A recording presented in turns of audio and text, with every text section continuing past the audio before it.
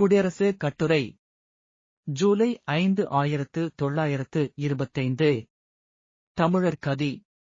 வைக்கம் சத்தியாகிரகமும் சேரன்மாதேவி குருகுலப் போராட்டமும் தமிழ் மக்களுக்கு தங்கள் நாட்டில் தங்களுக்கு ஏதாவது சுயமரியாதை உண்டா என்பதைப் பற்றியும், இந்து மதத்தில் தங்களுக்கு ஏதாவது இடமுண்டா என்பதைப் பற்றியும் தீர்ப்பளிக்கப் போகின்றது. இது தமிழர்க்கோர் பரீட்சை காலமாகும். வைக்கம் சத்தியாகிரகமோ தமிழரை பார்த்து 4 வீதியில் 3 வீதிகளை உங்களுக்கு திறந்து விட்டாய்விட்டதே, ஓர் வீதியில்தானா உங்களுக்கு பெருத்த நஷ்டம் ஏற்பட்டுவிட்டது? இதற்காக இவ்வளவு பெரிய ஆர்ப்பாட்டம் செய்கிறீர்களே, இதென்ன பைத்தியமா என்று கேட்கிறது. குருகுலப் போராட்டமோ 18 பிள்ளைகள் படிக்கும் பள்ளிக்கூடத்தில் 17 பிள்ளைகள் ஒன்றாக உட்கார்ந்து கொண்டு சாப்பிட்டுக் கொண்டு, ஒரு பிள்ளை மாத்திரம் தான் சாப்பிடுவதை மற்றவர்கள் பார்க்கக்கூடாதென்றால் என்ன குடிமுழுகிப் போய்விட்டது? இதற்காகவா இவ்வளவு பெரிய கிளர்ச்சி தமிழ்நாட்டில் நடக்க வேண்டும் என்று சொல்லிக் கொள்வதல்லாமல் உள் சண்டைகளையும் கிளப்பிவிட்டுக் கொண்டிருக்கிறது.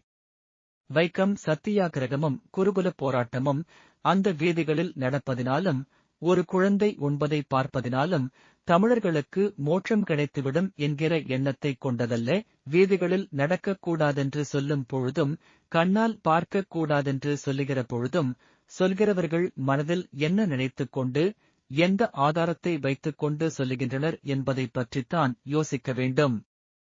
அந்நிய மதஸ்தர்களான முகம்மதியர்கள், கிறிஸ்தவர்கள், பார்சிகள் முதலியோர்கள் நடக்கலாம். பன்றியும் நாயும் பூனையும் எலியும் வீதியில் நடக்கலாம்.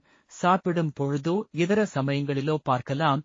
ஆயிரக்கணக்கான வருஷங்களாக தமிழ்நாட்டில் பிறந்து, தமிழ்நாட்டில் வளர்ந்து, தமிழ்நாட்டை தன்னுடையதாக்கிக் கொண்டிருக்கும் இந்துவாகிய தமிழனை, அவனுடைய நாட்டில் மற்றொருவன், நீ வீதியில் நடக்காதே, என் முன் வராதே என்று சொன்னால், மனித உடல் தரித்திருக்கும் ஒரு ஜீவன் அதை எப்படி சகித்துக் கொண்டிருக்கிறது என்பதுதான் வைக்கம் சத்தியாகிரகத்தினுடையவும் குருகுலப் போராட்டத்தினுடையவும் தத்துவம். இதே தத்துவத்திற்காகத்தான் மகாத்மா காந்தி தென்னாப்பிரிக்காவில் செய்த சத்தியாகிரகமும் கென்னிய ஏகாதிபத்திய பகிஷ்கார தின கொண்டாட்டமும் நடத்தப்பட்டன என்பதை ஞாபகப்படுத்திப் பாருங்கள்.